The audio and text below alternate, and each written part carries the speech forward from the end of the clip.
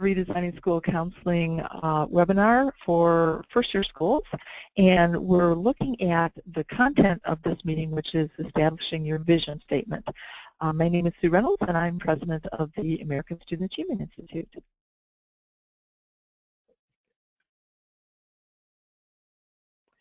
Also with us today is Debbie Howell. Debbie, as you know, is our strategic planning specialist for RSC, and just wanted to make you aware that Debbie is listening and is going to be ready to answer your questions after the webinar or tomorrow and in the future. So today's agenda, we're going to do a quick review, and then we're going to prep for meeting 2. So we're going to walk through the meeting, we'll look at the submissions and the rubrics, and then we'll look at the manual and the process. So quick review. Don't forget to be submitting the monthly submissions. We actually ran into a school yesterday that had been working all last year, and we didn't know it, and they didn't submit anything, and then all of a sudden they thought, oh, how come we're not on the Gold Star list, and they hadn't submitted one thing. So anyway, so don't forget to submit. Remember, on the process page, everything that you're submitting would be in the enter column, and then the rubric check before you submit is over there in the last column. And then instructions for how to submit is in the tools column. So the last step or second to last step each month will be to submit an email to Debbie telling her that you're ready for the review. So there are instructions there if you need some suggestions on or some instruction on how to do that.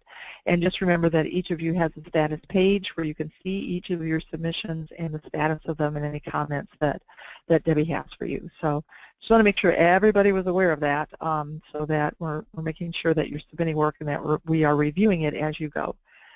So, okay. RSC beliefs, remember that RSC is based on the main belief that school counseling programs help students make sound choices in areas that impact academic success. This is just another way of saying the same thing in a schematic. When students are involved in sound guidance and counseling programs, they tend to make better choices that lead to high academic achievement. So as you're designing your program this year, we're just going to take that statement and we're going to work it backwards. So today we're going to start even looking a little bit at the ideals, and as you're creating your vision, we'll look at what is the ideal student achievement data, your dream data. If you could make all of, had a crystal ball and you could make everything come true, or a magic wand and could make everything come true. So we're even going to start talking about achievement a little bit today, and then next time we'll look at it in more depth. But then we're thinking, okay, once we know what the achievement goals are of the school, then what choices do kids need to make in order for the school to reach its achievement goals? And then what guidance activities and what counseling activities do you need to put in place to help kids make those choices? So we're just taking this belief statement, and as we design your program, we're just working it backwards.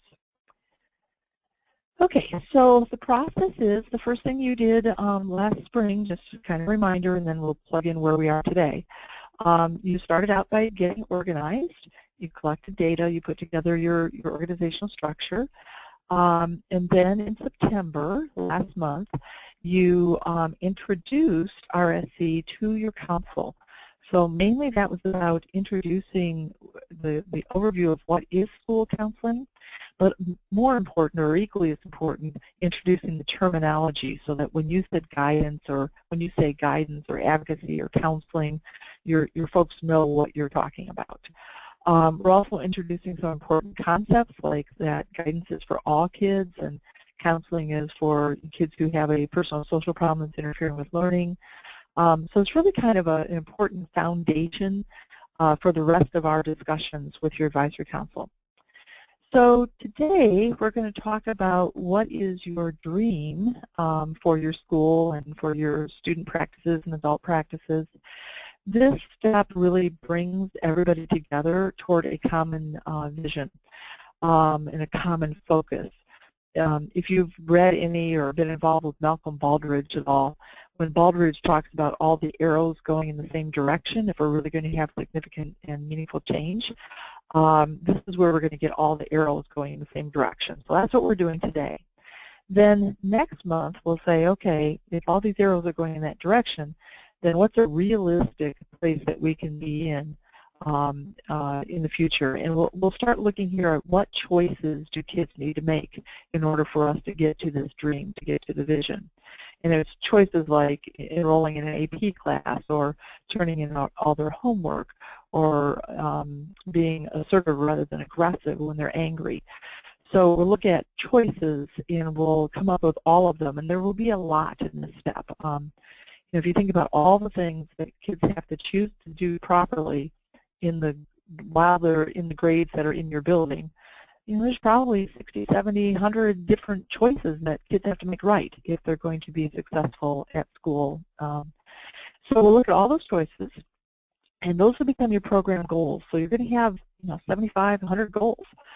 Then we're going to come back to council in December and in January, and we're going to say, we have 100 goals. There's no way we can tackle 100 goals all at once. So let's narrow down the list into some priority goals. But before we do that, we're going to sneak in a little step called expand resources, and we're going to say, you know what? You got all these goals. We have 100 goals, and we care about all of them. We want our kids to do all of them. If the counselors had more time and more energy or more money, we could tackle a lot more of those goals. So now we've got everybody, we've got the pump primed, and everybody wants to hit all those goals because they care about kids and they understand why those goals and choices are important.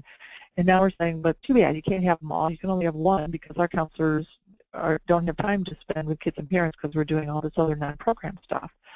At that point, we'll ask your council to help brainstorm with you how to get more time, how to get more funding, and we'll expand your resources, and then we'll say, okay, how many priority goals do you think we can tackle? And they're likely to say 2 or 3, because when we tackle those priority goals, we're going to do it in a very meaningful way. So we really can't have more than 2 or 3 priority goals. Once we've identified 2 or 3 priority goals, then we're going to come back in February, and we're going to look at data from the survey that you gave that will help explain why kids aren't making those choices. Maybe they're not choosing to make to complete a FAFSA because they don't know what a FAFSA is. Then we've got a guidance issue. Maybe they're not choosing to do a FAFSA because we never distribute the FAFSA. So now we have an opportunity issue. Maybe the kids are not coming to school in 3rd grade because they have all kinds of personal social issues that are getting in the way. Now we've got a counseling issue or a consultation with their parents issue. So, so the root causes will help us explain and lead us to what we need to do in order for kids to make the choices that we want them to make. Okay, once we know what's getting in the way, then we can move to activities, and we'll look at, in order to help alleviate those root causes, what guidance activities, counseling activities, advocacy and management activities do we need to put in place. And then finally, the last step that we'll do without your counsel, just on our own, is then we'll prepare for next year. So in April, May, we'll write guidance lessons, we'll create a master calendar, we'll create a budget, and get ready for implementation of the program. Okay, so that's the whole thing in a nutshell. And again, just jump in and say, Sue, if you have a question or want to make a comment as we go along. Okay, so let's talk about this month's, oops, how'd that happen? Let's talk about this month's step, which is vision. So second meeting with your advisory council, and we're talking about visioning. So first of all, let's prep for the meeting. So here's the agenda. So we're going to spend about 5 minutes welcoming people, reintroducing folks. Then we're going to spend about 10 minutes reviewing what is RSC. And then before visioning, we're going to spend about a half an hour helping people think outside of the box, helping people understand why academic rigor is so important and why post-secondary education is so important. And I think it was mentioned earlier, even in elementary schools, even with kindergartners or preschoolers, we want parents and your council to understand why academics is so important in our global economy, and then why post-secondary attendance or continuing one's education after 12th grade is so important. Those are things that we want parents to understand from the get-go. We actually have had several school counseling programs that have started in the hospitals when babies were born. The counselors are passing out information about academic rigor and post-secondary attendance to new parents. So it's never, never, never too early. Okay, so then we'll take a break, and then we're going to come back and do a lot of brainstorming. So after break, we're going to spend 15 minutes on each of 4 questions. We're going to brainstorm what are our core convictions, and then based on what we believe in our heart of hearts kids deserve, our core convictions, what are the ideal adult practices in our school and community, what are the ideal student choices in our school and community, and then what's our ideal student achievement data. So we'll give you tools to use to conduct that brainstorm, and then out of this will come a common vision that your council is all working toward. So, okay. There's lots of handouts, so I'll show you some of these in a minute, but just a reminder that in the manual page there are handouts for you to distribute. And again, before we started recording, some of our schools talked about how helpful those handouts were. So you have the presentation again, you have 2 activity sheets. 2.5 is an activity where we're going to practice identifying convictions in a different school, and then that's 2.5, and then 2.6 is an activity sheet that we can use to look at our own personal convictions. The last one there, 2.7, is ASA's Elements of High Achieving Schools. And over the 20 years that we've been helping schools improve, we've kind of noticed what schools that have high achievement have in common. And then we've also done some literature searches to verify that other people are finding the same things that we are. This is a really quick read. A lot of it's in bullets of just things that schools that are high achieving have in common. So again, before we start, visioning and thinking out of the box, we thought that might be helpful, maybe even to pass out before your meeting, to just give folks an idea of what successful schools are doing. Okay, here's your meeting tools. Kind of same as always. You do have a poster this time, the Vision Brainstorm poster. I'll show you that in a sec. And then there's a sample of a vision statement, so you can kind of look and see where this is all heading. And then also mission statement guidelines after the meeting. After your vision statement is created, then you also will create a mission statement, and there's some guidelines there to help you do that. Okay, whoops. Okay, now to do this meeting, we mentioned last month that you need one of the prompts for the discussion is this video about Frederick Douglass Academy. It's 60 minutes, the TV show 60 Minutes segment. You can borrow that in VHS format from us, or you can obtain a video versus YouTube. Somebody else put this up, not us. CBS no longer provides this for sale, so we can't get additional copies, but you can borrow one from us if you'd like to. So this is going to be part of the presentation. We'll be watching this video. Okay, so let's go to the actual presentation, and if anybody has questions, jump in. Okay, so these are the slides. Oops, these are the slides that you'll use during your meeting. I'm just going to kind of fly through these.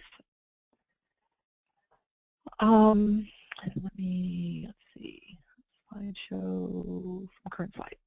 Okay, so you're welcoming people. Here's the agenda. So you're saying, we're going to review, then we're going to do a few things before revision to help us think out of the box, and then we're going to do this brainstorming. And just kind of highlight that. Then we're going to go through the process and reminding people that, what we've done, foundational beliefs, and then the step-by-step so they see how it fits into the big picture. And then this page we always like to put up. We want folks to understand on your council that after they talk with you, that you're designing products based on what they said.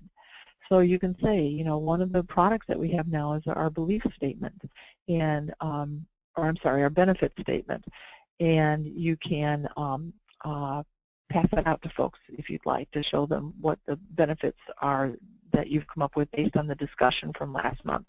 I'll change this word beliefs to benefits and upload that so you can download a corrected copy. Then you're saying today, our discussion today is going to end up being a vision statement, and then we're going to have all these other products that come out of future discussions.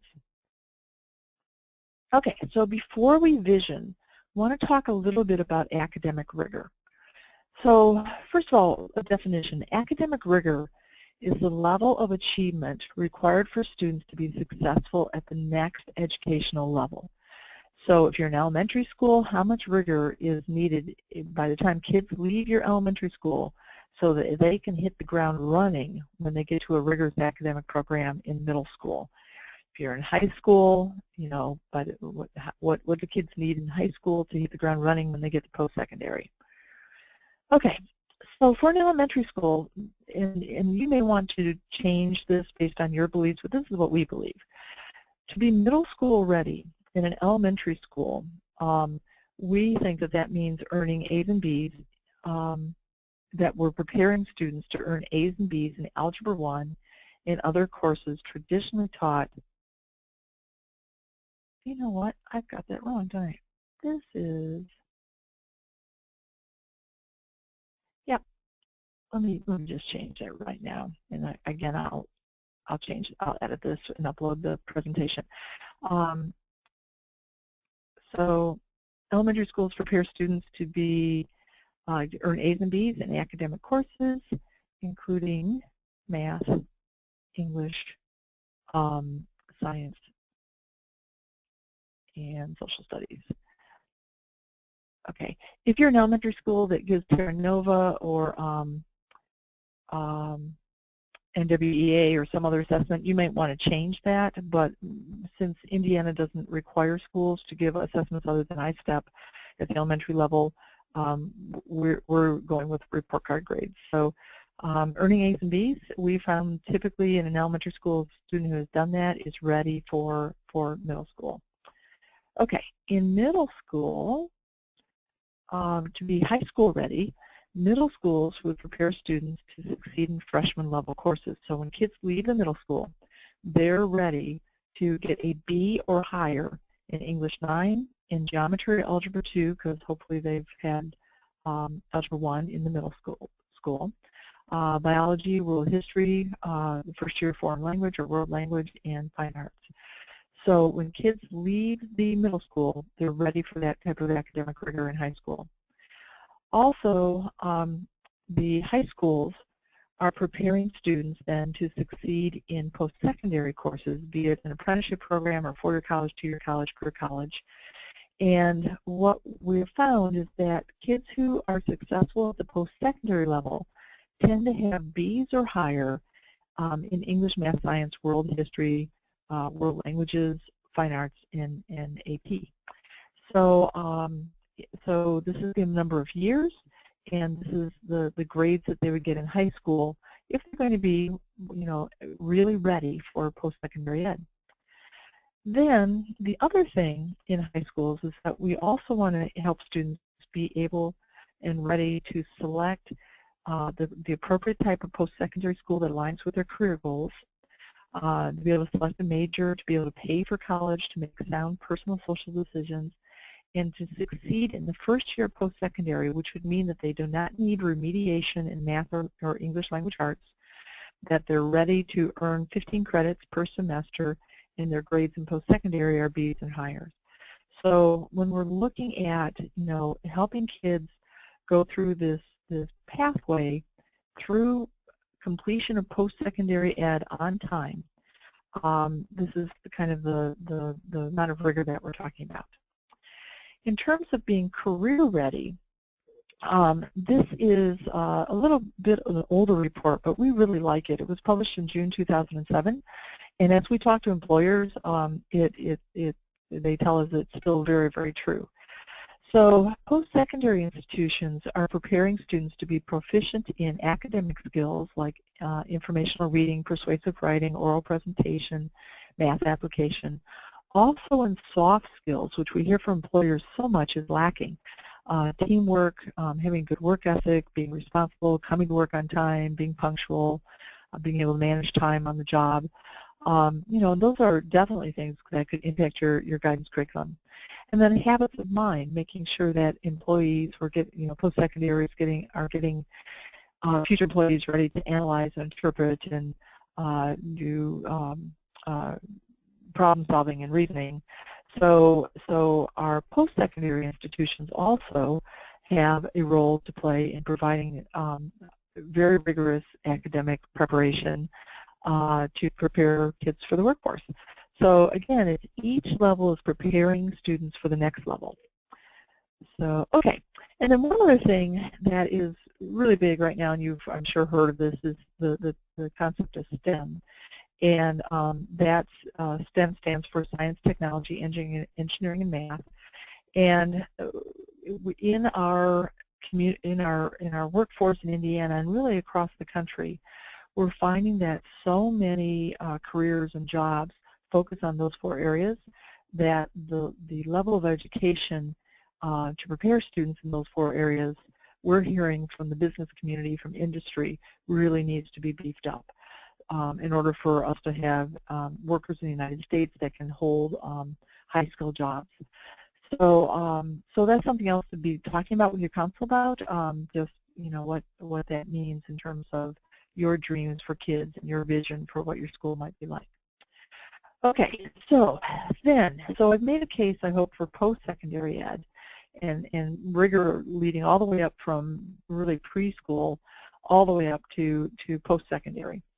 But why bother to do that? Well, there's some benefits to your kids. One is the more education the student has, the more income they'll be able to earn in a lifetime. And you can see, there's really quite a significant difference there. Matter of fact, the difference between a bachelor's degree and a high school, just a high school diploma, it's really significant. It's $700,000 plus. So over a lifetime, there's a lot that $700,000 can buy. So there really is benefit to your students and also to your community to have a workforce with a higher level of education. Also, we find that unemployment goes down with more education. So that's something else to consider, another benefit of really raising academic rigor in your school. There's also a business benefit. One of the things that businesses are really looking at is keeping, and we're all looking at, is keeping high-skilled jobs in the United States. On your council, I think your business folks or your economic development folks will really be able to talk about this. They're looking at, and of course, in all of the discussions recently with the presidential debates, we're kind of looking at this as well. When we look at where is the United States going to send its low-skilled jobs, when you look at, we can send them to India for 25 cents an hour for an employee versus keeping them in the United States where the average manufacturing wage is $17.20 an hour. I mean, just kind of a no-brainer that those jobs are going to go to other countries. So the low-skilled jobs, unless there's some policy changes, it's likely that we're not going to keep those jobs in the United States. In terms of the high-skilled jobs, let's look at where those high-skilled workforce is. China, on the last TIMSS assessment of math and science, is ranked #1 in terms of having the most skilled workforce in math and science, where the United States is ranked #9. So if we're looking for a skilled workforce, at this point we also would not look to the United States. And what we're finding is a lot of our engineering jobs and jobs that can be done over the internet, those jobs are also, the high-skilled jobs are also going to other countries.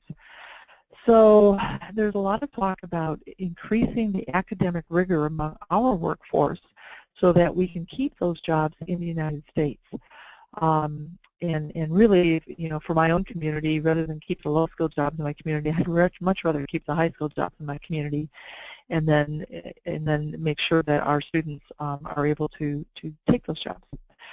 So one other aspect to look at in terms of keeping the high-skilled jobs in the United States is that if you're an employer looking for a creative workforce, which many are, United States is the place to be right now. However, in India and China, educators are changing their curriculum to teach creativity so that they can compete with us for jobs that require a creative workforce.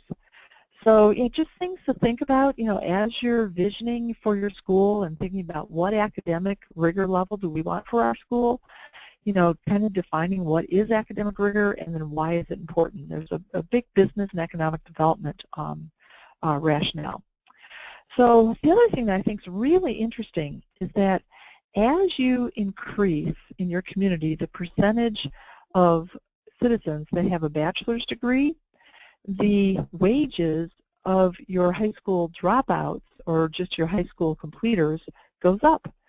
So if you're increasing in your community the percentage that have a bachelor's degree, you're also increasing the wages of folks that just have a high school diploma or are high school dropouts. So I thought that was kind of an interesting connection there. Okay, additional benefits, college degree holders, these are community benefits. They smoke at less than half the national average, they exercise twice as much, they spend more time on education with their kids, they volunteer twice as much, they vote at a higher rate. So there's a lot of community benefits to your school raising academic achievement, and then to your school counseling program helping kids make the choices that would lead to higher achievement. One other thing to think about is social justice. This is something that really motivates me. When we look at different student groups, we know that post-secondary enrollment is much higher for affluent students than low-income students, and also much higher for white students and African-American students. So again, as I'm designing a school counseling program for a school where I might be the counselor, I'd be wanting to think, are we providing academic rigor for all kids so that we can enable low-income minority students to get to post-secondary and succeed in post-secondary as well. So, okay, just things to think about as you start to vision. So now let's vision. Okay, so in our vision, first of all, we're going to define it. Our vision is the detailed description of our school's ideal student achievement data and ideal student and adult practices. So we want to help people understand that there's a difference between a vision and a mission. A vision is a detailed description of the ideal world. It's not based in reality. It's pie in the sky. It's just, if I had a magic wand and I could paint a picture that would be my dream state, what would it be like? So it's going to be something really lofty and bold. It's also going to be very detailed. So I might describe, here's what my ideal kids are doing, and here's what my ideal parents are like, and here's the ideal school building, here's the ideal curriculum, here's the ideal instructional practices that teachers are using. We're just kind of painting this picture of the ideal school. A mission, on the other hand, is a very brief statement that basically just says it's the aim of the school to move towards the vision. It's usually one sentence. It's something that can, be memorized or repeated back. It's kind of just a snapshot of where the school's going, but it's related to the vision. So, okay, so we're not going to do mission with your council. You will do it in RSC, but the counselors will do that after the fact. We're just working with the vision statement with your council. Then another very important differentiation that we need to make is the difference between a vision and a goal. Remember we said that a vision, oops, come back here. Remember that we said that a vision is pie in the sky and it's lofty. A goal is not pie in the sky. A goal is a realistic step between the current situation and the dream state, and it's reachable within a certain time frame. We're going to do goals next month. We're not talking about goals today. So today we want to be pie in the sky. What are our dreams? Pie in the sky. A couple of quotes that I just really like. You can take these out if you want to, but Joel Barker says that vision without action is but a dream. But action without vision, it just passes the time because we're going in all different directions. But when we have a common vision and then we put action to it, that's what can change the world. That's why our process is called vision to action. We start with the dream, and then we're going to put action to move us towards that dream. Another one I like, without vision, there's no reason to move away from the status quo.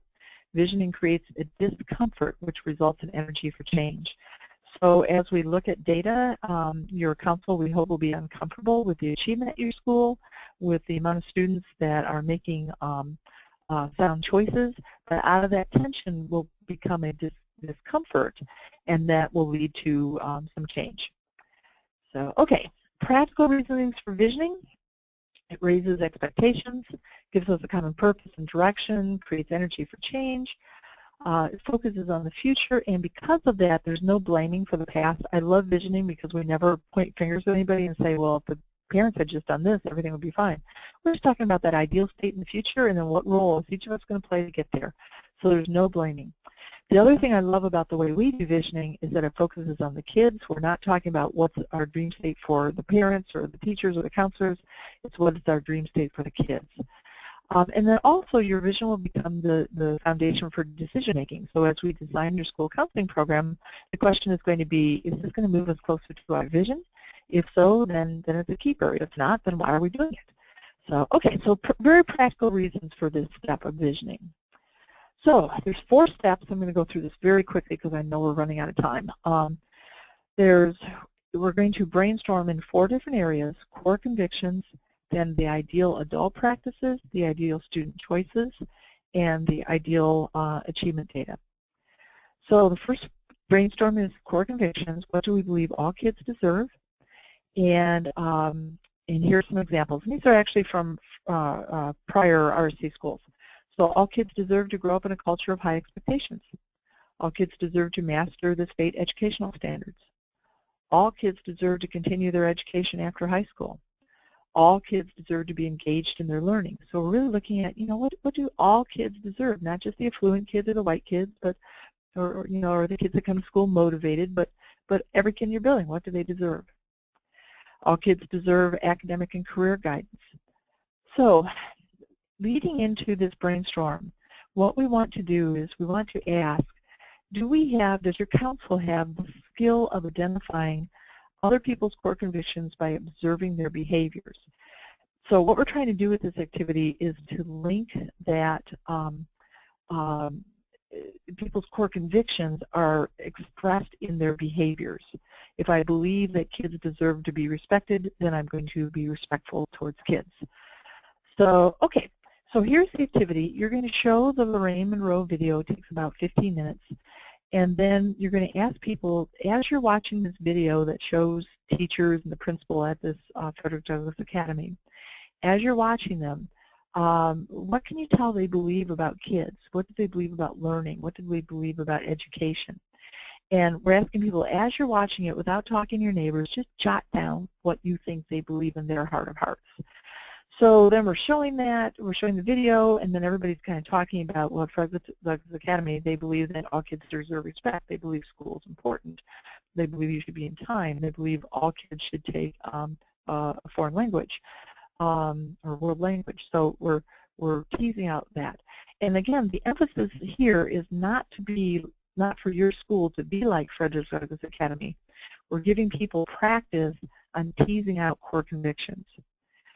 So then we're saying to people, okay, now let's look at what does our community believe about kids learning and education.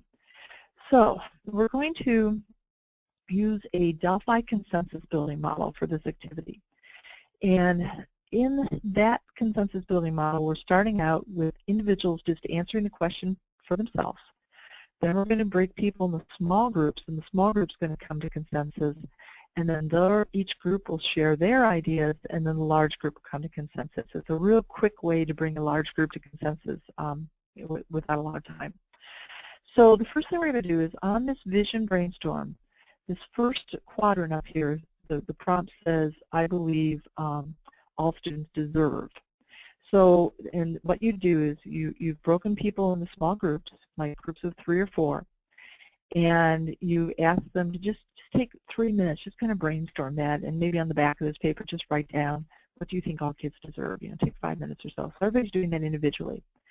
Then you're saying to the group, okay, now talk within your group of 3 or 4 and come up with some of these things that you agree with, that all kids in your community and our school deserve this. So the small group's doing that work. And then the last part is that you're asking folks to each of the small groups to one at a time share what is it that you think that our students deserve. So group A is going to share one thing, group B will share another thing, and you stick around and do group A again. And as they're doing that, you're jotting all of that down either on this poster, or you can put this up as a Word doc and type into it if if you're going to project with an LCD, or make it into a poster and just jot down everybody's ideas. Then, after you've got everybody's ideas written down, then you're just saying, can we live with this and support it publicly? So what we're trying to establish here is the core convictions that are going to drive your work. So we don't want your work to be driven by DOE's core convictions or the USDOE's core convictions or funding the grant sources convictions. We want it to be driven by your convictions. Okay, so in the middle of all this brainstorming, we're asking folks to also considering these ideas. What do we believe all kids deserve in terms of school counseling, expectations, the curriculum we give them, the instructional practices we use, the extra help we provide? Do all kids deserve extra help if they're confused at school? Do all kids deserve a safe and disciplined learning environment? So this can kind of paint the picture. We want to make sure that all 7 of these areas are getting into your core convictions. Okay, so that's core convictions. Then step 2 is, what are the attitudes and practices of ideal school counselors in the ideal school? And then we're also going to look at ideal teachers, ideal administrators, ideal parents, ideal community members. So it's going to work the same way. We're going to ask people to just brainstorm that all by yourself. Just think about it, jot down some thoughts. Then share within your small group what our ideal adult practices look like, and then share within the large group. And again, we're asking folks, what are the adults doing in these 7 areas? What do they expect of kids? All kids. What kind of curriculum are they offering to all kids? How are they providing extra help for all kids? So we're asking them, based on our core convictions that we just said, what are our practices? How does that get into practice? And we're describing the practices. Okay, then the third discussion is to describe the ideal student practices. So what choices are ideal students making in the ideal school? We're going to do the same thing. So we're asking individuals, grab a piece of scrap paper, close your eyes and picture the ideal student in our school. What are they doing? And they'll jot down things like they're listening, they're turning in their homework, they're treating the teacher with respect, they're being assertive rather than aggressive when they're mad, they're enrolling in rigorous classes. All the choices that we want kids to make. And then we're going in a small group and then large groups so that we're reaching consensus. And again, the consensus question is always, can we live with this and support it publicly? So after we have everybody's ideas up there, can we live with it and support it publicly? Okay, and then finally the last one is the ideal student data. So what are the ideal student achievement levels in our school?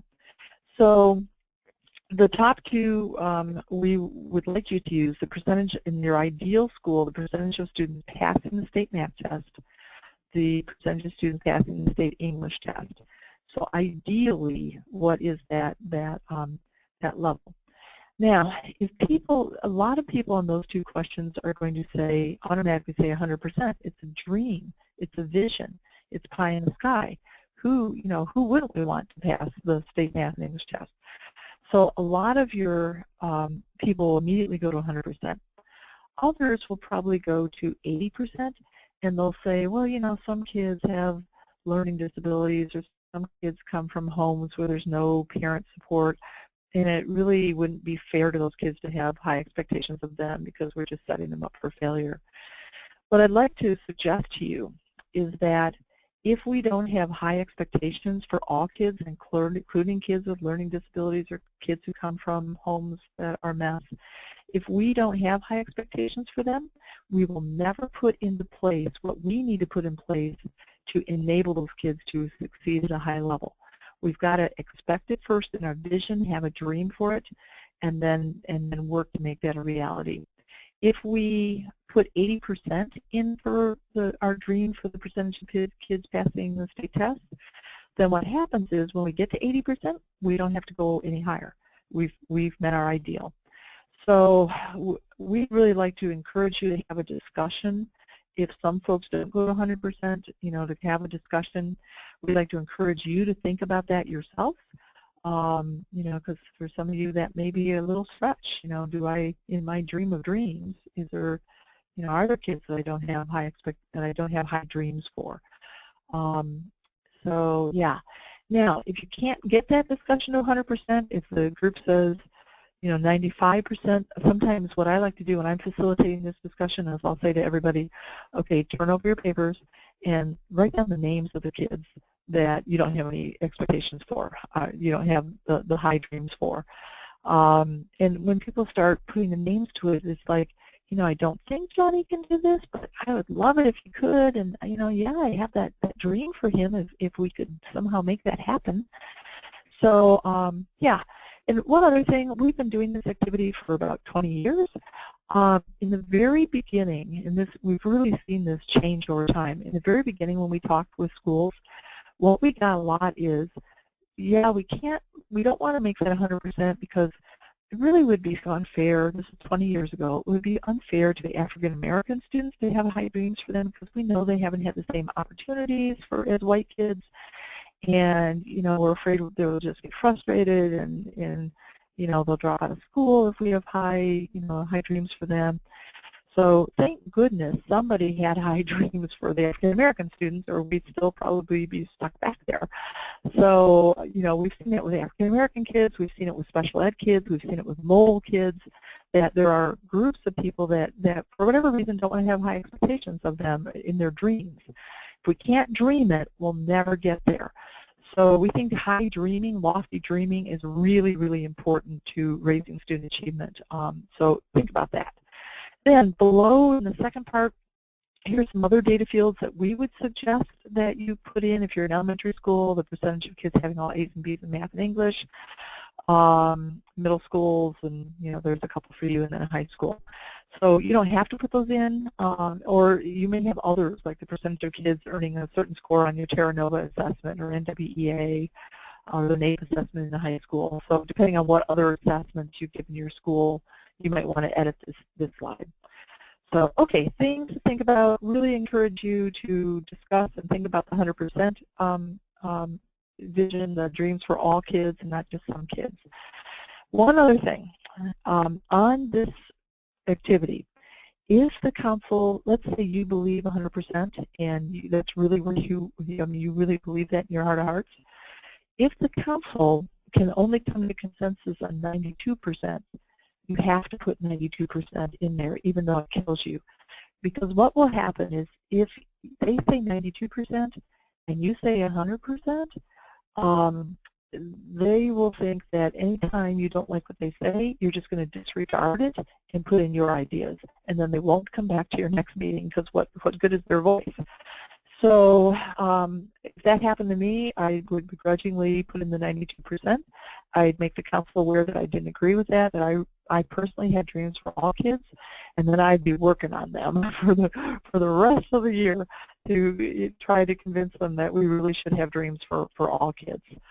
One thing that will really help on this activity is when you discuss goals and vision, back on that slide a while back, if you can really emphasize that a vision is pie in the sky, that is not based on reality, it's just, what would we love to see happen. And a goal, on the other hand, is realistic, and goals we're going to talk about next month, but this is like the dreaming month. That will help on this as well. So we really think this is important. So and again, we're building consensus on this one. We're starting out with individual and then small group and then large group. Okay, and then that's it. Thank you for the meeting. Okay, I know we are over on time. I'm going to try to wrap up in about 3 or 4 minutes. We are almost finished, and I appreciate your patience. Okay, so, in the admin system, when you are putting in your vision, okay, here's the process page. So you're going to be able to watch this webinar, conduct the advisory council meeting. That will take you to the manual where you can download the things that we talked about. This is where you're going to enter your vision statement. So I'm going to click on enter, and you can see that the system is going to give you a prompt. We believe that all students deserve to be surrounded by a culture where adults not only hold high expectations for every student, but clearly convey those expectations to every student. So we've taken everybody's comments and we're kind of typing in their core convictions here. We believe that all students deserve whatever. You can put this in as a paragraph form, or a lot of schools like to bullet list. If you bullet, please use asterisks or dashes for your bullets. Our system won't recognize anything else that your laptops or your computers might have. So if you're bulleting, use dashes or asterisks. And you just put those in, and I'll show you in a second how they spit out. So I'm going to go back. That's how you enter them in.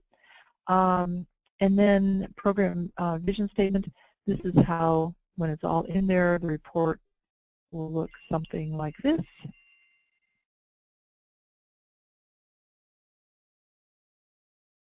And, oops. I think I opened that. There we go. So this is what the report looks like. Your school's name will be at the top and the date that it was printed, and then everything that you type in will print out. So, okay. One thing I forgot to say on the entering the vision statement, on the very last one, here's where you would type in the name of your assessment and then the percentage of students in your dreams that would pass or earn a certain score, or however you word that in. And if 6 isn't enough for you, you can click this add vision data field and more will pop up. Okay. So the mission statement. This is a document that just gives you some tips on how to write a mission, and also has a sample mission for a school counseling program. You are welcome, if you like that sample, just use it as your mission statement.